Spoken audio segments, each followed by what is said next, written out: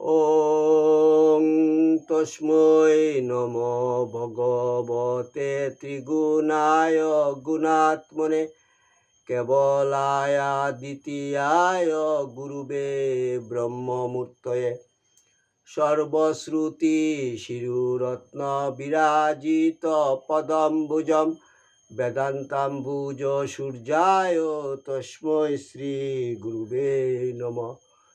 মুকং করতি বাচালং পঙ্গুং লঙ্ঘয়তে গিরিম যৎকৃপা তমহং বন্দে পরমানন্দ মাধবম।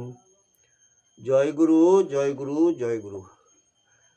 আসামবঙ্গীয় সারস্বত মঠ প্রতিষ্ঠাতা সদ্গুরু শ্রী শ্রী 108 স্বামী নিগমানন্দ সরস্বতী পরমহংসদেব অধ্যাত্ম জগতে এক অসাধারণ শক্তিসম্পন্ন মহাপুরুষ। তিনি তাহার স্থূল দেহে অবস্থানকালে ত্যাগী ও গৃহী শিষ্যভক্তগণের নিকট অমূল্য উপদেশপূর্ণ বহু চিঠিপত্র লিখিয়া গিয়াছেন।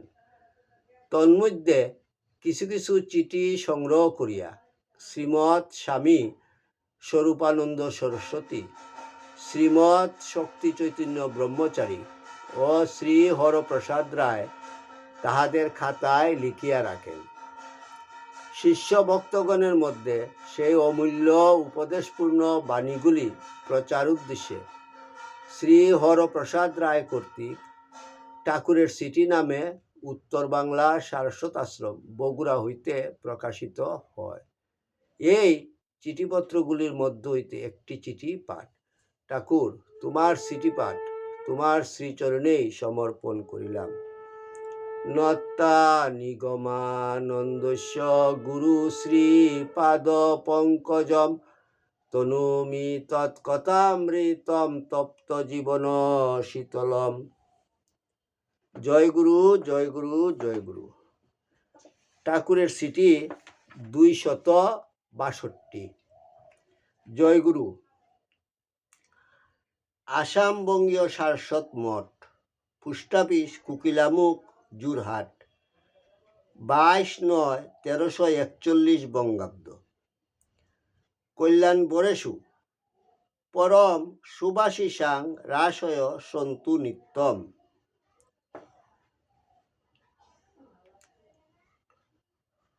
3-4 দিন হইল তোমার পত্র পাইয়াছি। আমি সেবার তোমাদের পত্র পাইয়া মুগ্ধ হইয়া যে দীর্ঘ পত্র লিখিয়াছিলাম, এবার বুঝিলাম তাহাতে আমার মনের ভাব প্রকাশ পায় নাই। তাই তোমরা সংশয়ে পড়িয়াছ, কাজেই আবার লিখিতে হইল। 1. বাহ্য চেহারা দেখিয়া পছন্দ করা তোমাদের উপর নির্ভর করিয়াছিলাম।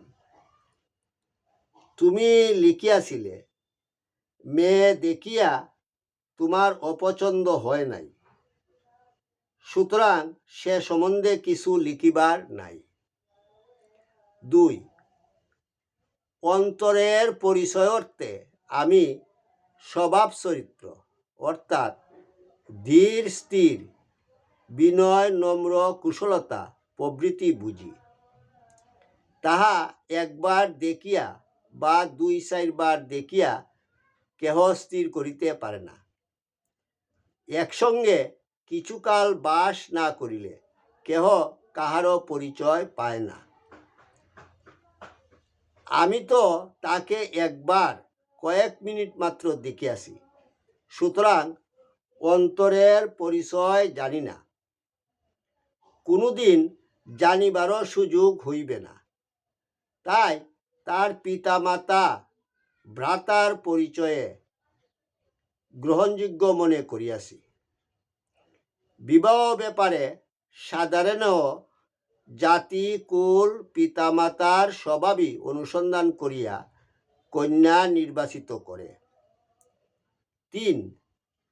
সবচেয়ে কঠিন সমস্যা আজকাল অর্থনৈতিক ও সামাজিক স্বার্থ। তোমরা তাহাও ত্যাগ করিতে প্রস্তুত। তাই আরও একবার তোমাদের বিশেষ করিয়া বিবেচনা করিতে উপদেশ দিয়াছিলাম, এবং বিশেষ জোর এই সকল কথাতেই দিয়াছিলাম। এবারের পত্রেও তোমরা সে সম্বন্ধে দৃঢ় সংকল্প জানাইয়াছ। 4,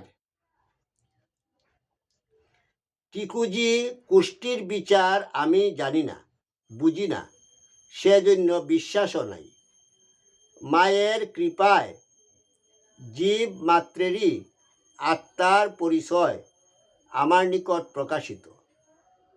পাত্রী নির্বাচনে সবচেয়ে সেইটি প্রকৃষ্ট উপায়। মেয়ে মাত্রেই মায়ের অংশ, তবে কতকগুলি মেয়ের মায়ের অবিদ্যা অংশে জন্ম, আর কতকগুলির বিদ্যা অংশে জন্ম। রেণু অর্থাৎ জিতেনের ভগ্নী যদি অবিদ্যাংশ হইত, তবে এ বিবাহ প্রস্তাব করিতে দিতাম না। তোমরা করিলেও আমি বাধা দিতাম। মেয়েটির বিদ্যাংশে জন্ম, এবং আমি আরও জানি যে সে লক্ষ্মী, কল্যাণী, সেবিকা ও মাতা। যে বিবাহ করিবে তাহার অন্য কষ্ট হইবে না, মঙ্গল হইবে, সেবা পরায়ণা, সহধর্মিণী ও সন্তান জননী পাইবে। তাই লিখেছিলাম, রেণুর সহিত দুর্গার বিবাহ হইলে তাহাদের দাম্পত্য জীবন সুখময় ও মধুময় হইবে। দুর্গা বা রেণুকে আমার বাহিরে দেখার কোনো প্রয়োজন আমি বোধ করি না। মেয়েটির যথার্থ পরিচয় জানালাম। এক্ষণে বিবাহ দেওয়া না দেওয়া তোমাদের ইচ্ছার উপর নির্ভর করিতেছে। এ বিষয়ে শিষ্যকে অনুরোধ করা কিংবা আদেশ করা আমার স্বভাব বিরুদ্ধ। মেয়েটি কুলবধূরূপে গ্রহণযোগ্য বলিয়াই আমি এ বিবাহ প্রস্তাব অনুমোদন করিয়াছি। তবে বাহিরের পছন্দ ও আর্থিক সামাজিক স্বার্থ তোমাদের বিবেচনার উপরই নির্ভর করিতেছে।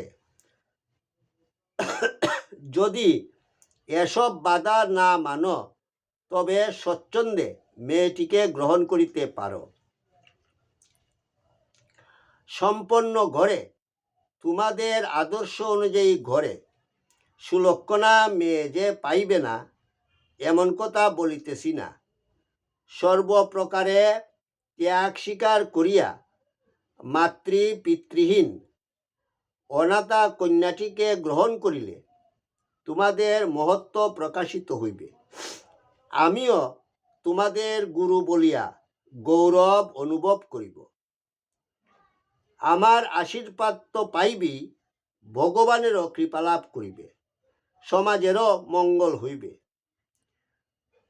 পূর্বপত্রে বিস্তৃতভাবে ইহাই লিখিয়াছি। লেখার ভাবে তোমরা তাহা বুঝিতে পারো নাই।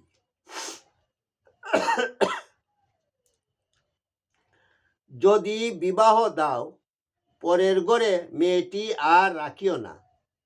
মাঘ মাসেই অজ্ঞতা ফাল্গুনে বিবাহ দিয়া ফেল। শুভ কার্যে সন্ন্যাসী ও বিধবার উপস্থিতি বাঞ্ছনীয় নহে। আমাদের আশীর্বাদে তাহারা বঞ্চিত হইবে না। আমি সর্দি কাশিতে কিছু শারীরিক অসুস্থ, অন্যান্য কুশল। তোমরা আমার আশীর্বাদ জানিও। ইতি শুভানুদ্দায়ী শ্রী নিগমানন্দ। ওং যদস্করং পরিভ্রষ্টং মাত্রাহীনং চ যদ্ভবেৎ তৎসর্বং ক্ষমতাং দেব প্রসীদ পরমেশ্বর। সর্বে ভবন্তু সুখিনঃ, সর্বে সন্তু নিরাময়া, সর্বে ভদ্রাণি পশ্যন্তু মা কশ্চিৎ দুঃখভাগ ভবেৎ। ওং শান্তি শান্তি শান্তি। হরি ওম তৎসৎ।